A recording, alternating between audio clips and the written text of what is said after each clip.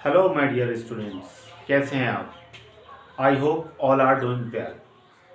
Again I am back in the series of chapters with their important questions. ठीक है, इसी series में आज हम बात करेंगे some applications of trigonometry, chapter number 9 की। ठीक है, क्या एप्लीकेशंस हैं ट्रिग्नोमेट्री की, किस तरह से उनको हम सॉल्व कर सकते हैं, किस किस तरीके के आपके प्रैक्टिकल लाइफ से रिलेटेड क्वेश्चंस आ सकते हैं, इन्हीं सब पे आज बात करेंगे। ठीक है, और बात करने से पहले I request you to subscribe my channel Allen Institute. Allen Institute को सब्सक्राइब कर दीजिए, वीडियो को लाइक कर दीजिए और शेयर कर दीजिए। चलिए लेट्स गेट स्टार्ट।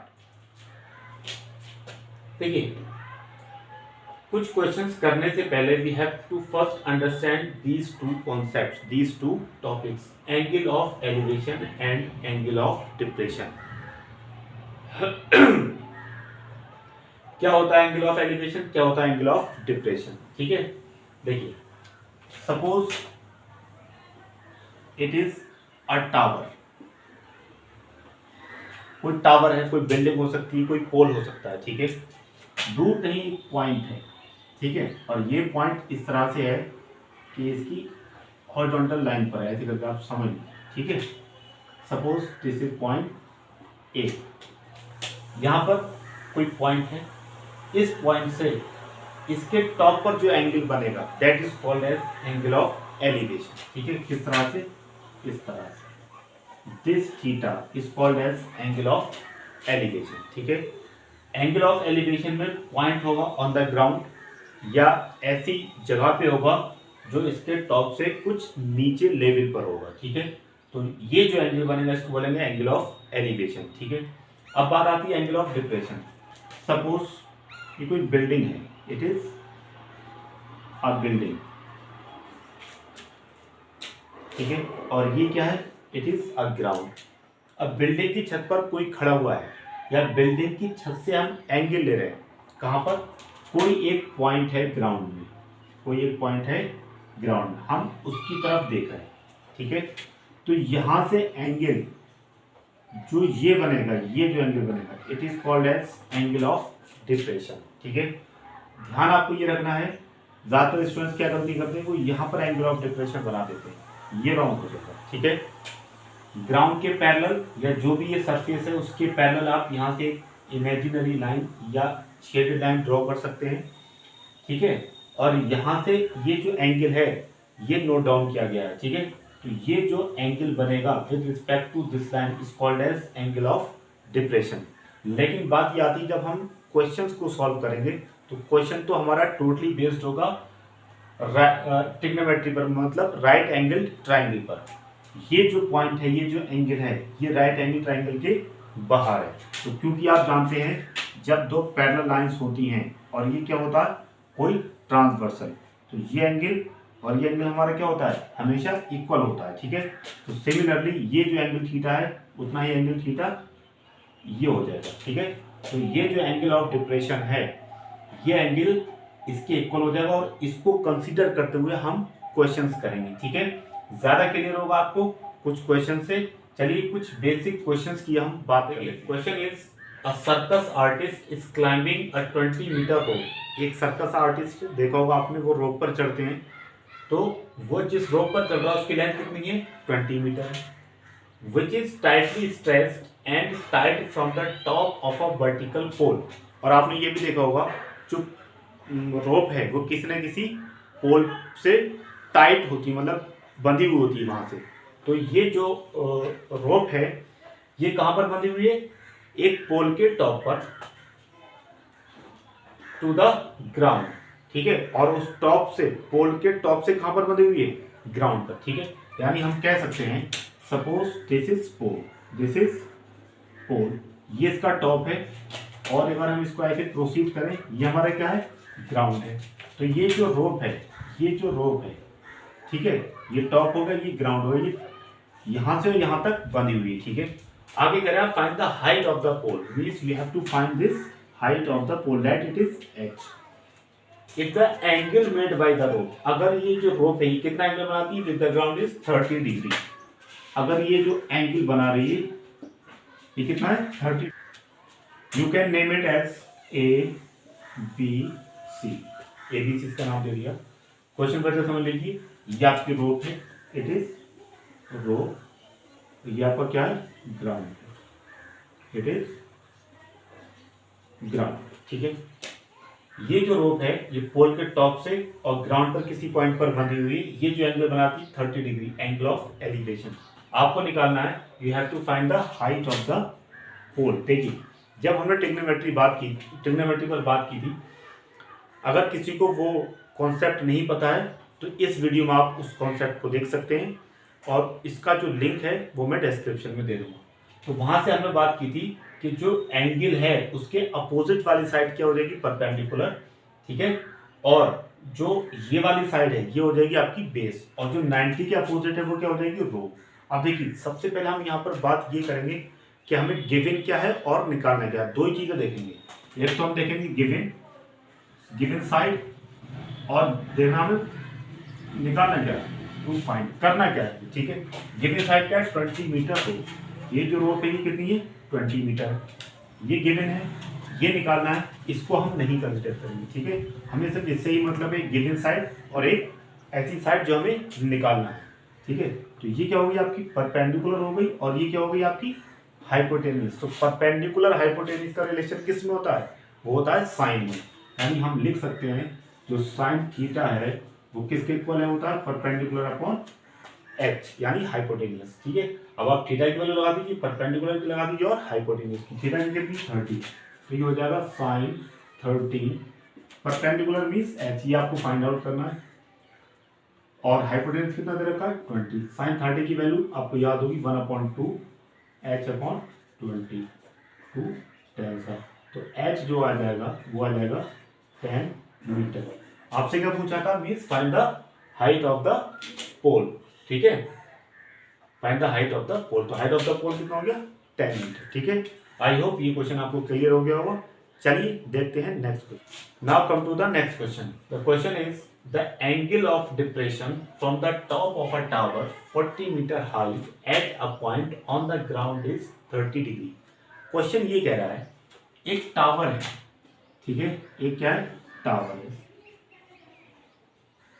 कितनी ऊंचाई है इसकी 40 मीटर, क्लियर हो गया। इसके टॉप से जो एंगल ऑफ डिप्रेशन है कहां पर, eight a point on the ground, या ग्राउंड बना लीजिए, ये क्या आपने बना लिया, ग्राउंड, ठीक है। ये मान लीजिए यहां पर पॉइंट है, ठीक है, और ये क्या है, टावर का टॉप, इस पर जो एंगल ऑफ डिप्रेशन है that is equal to 30 degree, that is equal to 30 degree. आगे आपसे कह रहा है find the distance of the point from the top of the tower, ठीक है।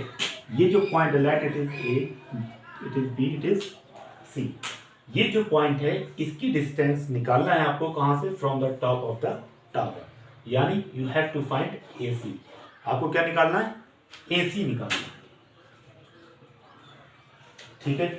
अब मैंने आपको ये बताया था कि ये जो एंगल ऑफ डिप्रेशन है, ठीक है, क्योंकि ये लाइन और ये लाइन क्या है, पैरेलल, तो ये 30, ये भी कितना हो जाएगा 30। अब जो बेस्ट मेथड है इसका निकालने का वो मैंने आपको बताया था, जो नोन वैल्यू है, जो गिवन साइड है उसको कंसीडर करेंगे, और जो साइड हमें फाइंड आउट करनी है। मींस अगर हम बात करें ये आपकी गिवन साइड है और एसी आपको क्या करनी है, फाइंड आउट। तो अकॉर्डिंग टू दिस एंगल, इस एंगल के अगर अकॉर्डिंग देखेंगे तो ये परपेंडिकुलर हो जाएगा, और ये क्या हो जाएगा आपका 90 के अपोजिट हाइपोटेन्यूज। मींस अगेन आपको किस किस चीज की वैल्यू दे रखी है, you are given the value of perpendicular and hypotenuse आपको फाइंड आउट करनी। तो परपेंडिकुलर हाइपोटेन्यूज का रिलेशन क्या होता है, again it is sine theta. तो हम कह सकते हैं जो साइन थीटा है वो हो जाएगा परपेंडिकुलर अपॉन हाइपोटेन्यूज। अब आप थीटा की वैल्यू पुट कर दीजिए, theta means 30 degree and perpendicular, it is perpendicular 40 meter, and hypotenuse means you have to find, वो क्या हो जाएगा AC। क्लियर हो गया, साइन 30 वैल्यू कितनी हो जाएगी 1/2 40 अपॉन AC। तो यहाँ से जो AC हो जाएगा वो हो जाएगा 40 × 2 दैट इज 80 मीटर, और ये आपको क्या हो जाएगा आंसर, ठीक है। आपसे जो पूछा गया था find the distance of the point from the top of the tower, इस पॉइंट की टॉप से, टावर के टॉप से क्या डिस्टेंस है, दैट इज एसी, और वो कितना है 80 मीटर है। क्लियर हो गया। चलिए देखते हैं बहुत अच्छे क्वेश्चन की तरफ। देखिए क्वेश्चन है, इस two towers of heights x meter and y meter subtend angles 45 degree and 60 degree respectively at the centre of a line joining their feet. Question ये कह रहा है दो टावर हैं, ठीक है, और इनके फीट को ज्वाइन करते हुए एक लाइन ये है। एक की हाइट है x मीटर और एक की हाइट है y मीटर। अभी कह रहा है इसके जो मिड में जो पॉइंट है eight the centre of a line, ठीक है, इससे और इनके जो टॉप हैं इनसे जो एंगल बन रहा है वो कितना है 60 डिग्री एंड 45 डिग्री। तो ये कितना हो जाएगा 45 डिग्री और ये कितना हो जाएगा 60 डिग्री। और इनका आप नाम दे दीजिए A B C D E। Clear हो गई बात।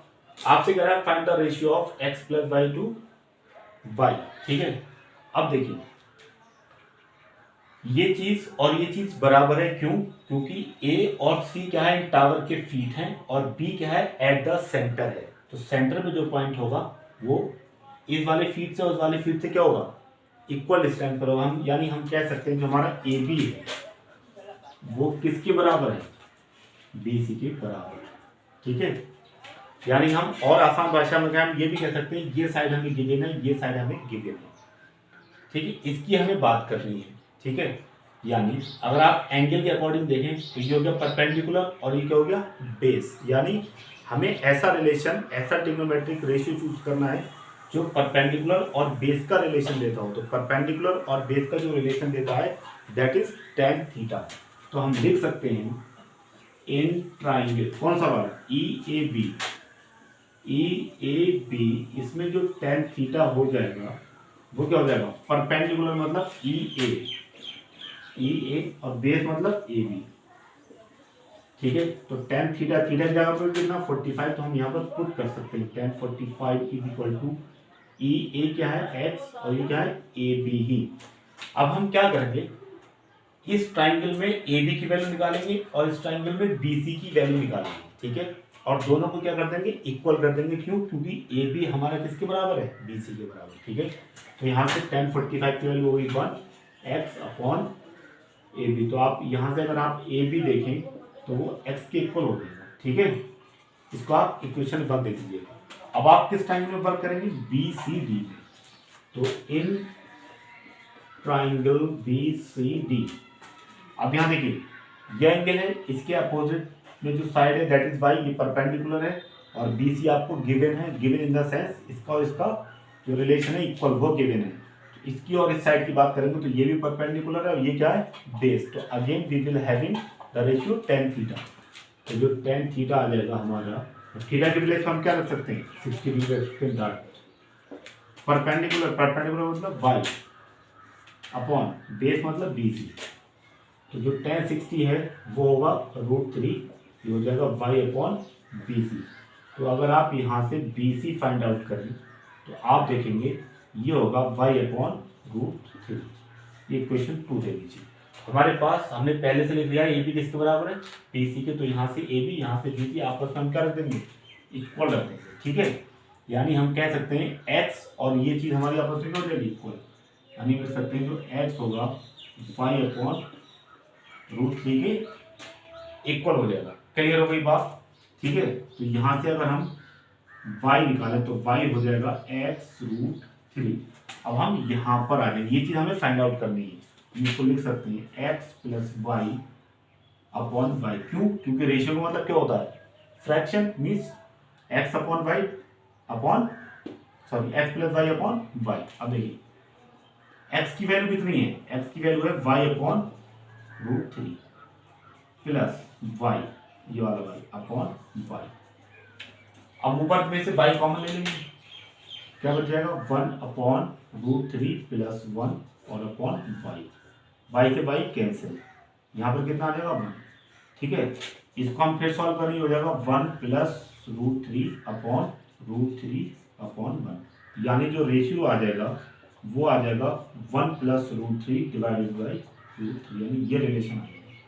क्लियर हो गई बात? और ये आपका क्या हो जाएगा, आंसर हो जाएगा। ठीक है, आई होप ये क्वेश्चन आपको समझ में आएगा। क्वेश्चन बहुत इंपॉर्टेंट है, एक्सपेक्टेड क्वेश्चन है एकदम, जो और बेसिक क्वेश्चन है उनसे हटके है। ठीक है, तो इस क्वेश्चन को आपको बहुत अच्छे से देखना है और इसके बहुत बहुत अच्छे क्वेश्चंस हम करेंगे नेक्स्ट लेक्चर में। ठीक है, आप इसको करते रहिएगा और पिछले जो भी चैप्टर्स का अगर आपको कॉन्सेप्ट पढ़ना है, ठीक है, कोई भी वीडियो देखनी है तो वो आप चैनल की वीडियोस में से, प्लेलिस्ट में से आप वहाँ से देख सकते हैं। लेकिन आपको करना ये है, कोई भी कॉन्सेप्ट छोड़ना नहीं है। अगर आप कोई भी कॉन्सेप्ट यहाँ समझ में नहीं आ रहा है, इन सबका जो एक्सप्लेनेशन है, कॉन्सेप्ट है, वो पिछली वीडियोस में आप वहाँ से पहले उसको देख लीजिए, then after you will be able to understand it. ठीक है, उससे पहले समझ में नहीं आएगा, रटना नहीं है, सिर्फ समझना है। ठीक है, चलिए आज के लिए इतना ही। कुछ और अच्छे क्वेश्चन के साथ मिलते हैं नेक्स्ट वीडियो में।